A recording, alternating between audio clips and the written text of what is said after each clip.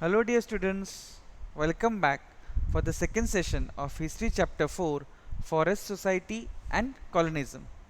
I hope you have read the textbook and watched the first session, and you must have understood the topics that I have covered in session 1. Let's start session 2. Location of Bastar and belief on the people on Bastar. Bastar is located in southernmost part of Chhattisgarh and borders of Andhra Pradesh, Odisha and Maharashtra. The central part of Bastar is on plateau.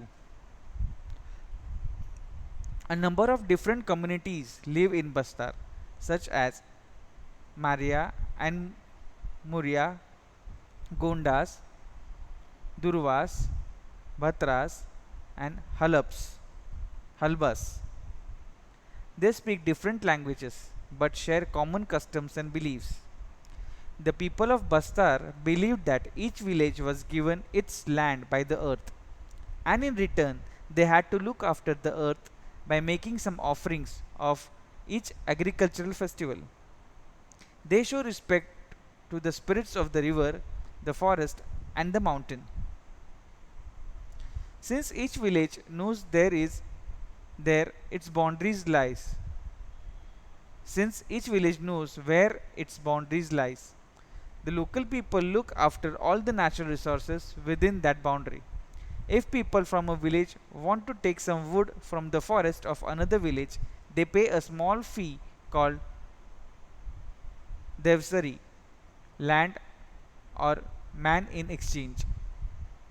Some villages also protect their forests by engaging watchmen, and each household contributes some grain to pay them.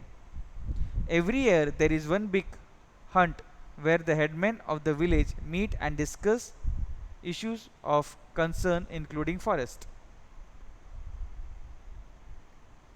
Causes for a Basta rebellion.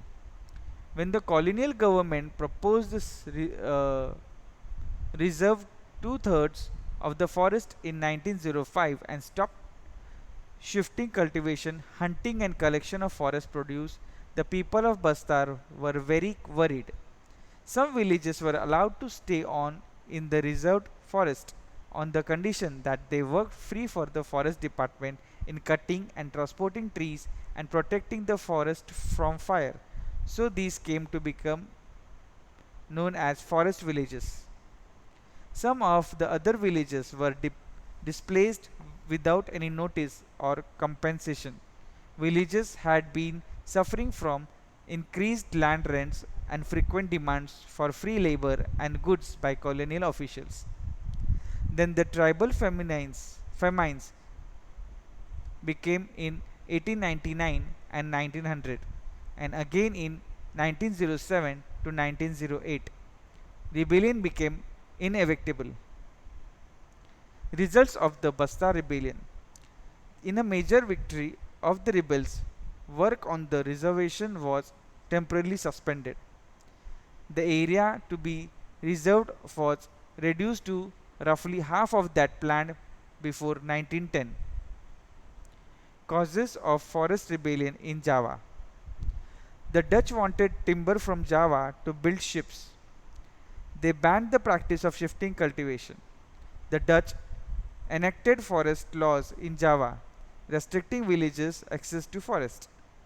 Now wood could only be cut for specified purposes like making river boats or constructing houses, and only from specific forest under close supervision. Villagers were punished for grazing their cattle in young stands, transporting wood without a permit, or traveling on forest roads with horse carts or cattle. As in India, the need of reed to manage forest for shipbuilding and railway leads to the introduction of a forest service by the Dutch in Java. The Dutch first imposed rents on land being cultivated in the forest and then expanded some villages from their rents, exempted some villages from these rents if they worked collectively to provide free labor and buffaloes for cutting and transporting timber. This was known as the Blandog-Dinston system. Blandog-Dinston system. Forests rebellion in Java or Feminists movement in Java. In 1890s, Surantuko Samyan, a teak forest villager, began questioning state ownership for the forest. He argued that the state had not created the wind, water, earth and wood, so it could not own it. Soon a widespread movement developed. Among those who helped to organize it, it was Samin's son-in-laws. By 1907, 3,000 families were following these ideas. Some of the Sam insists protested by lying down on their land when the Dutch came to survey it, while others refused to pay taxes or fines for or perform labor. World Wars and deforestation. The First World War and the Second World War had a major impact on forests. In India, working plants were abundant at this time and the forest department cut trees freely to meet British war needs. In Java, just before the Japanese occupied the region, the Dutch followed a scorched earth policy, destroying sawmills and burning huge piles of giant teak logs so that they would not fall into Japanese hands.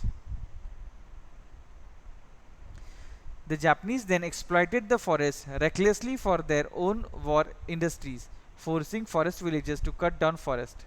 After the war, it was difficult for the Indonesian Forest Service to get this land back, as in India, people's need for agriculture land had brought them into conflict for the forest department's desire to control the land and exiled people from it. This is where we end with the second session. I hope you have understood the topics that were covered in both the session. If you have any query, we can discuss and resolve during the live session.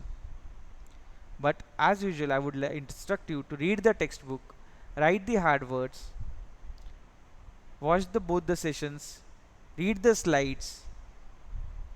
Very soon, I will forward you the question answers. Write down the question answers in your notebook, which will help you during the exams. Do follow the instructions. If you have any query, get in touch with me. So, take care of yourself, stay home, stay safe. Bye bye.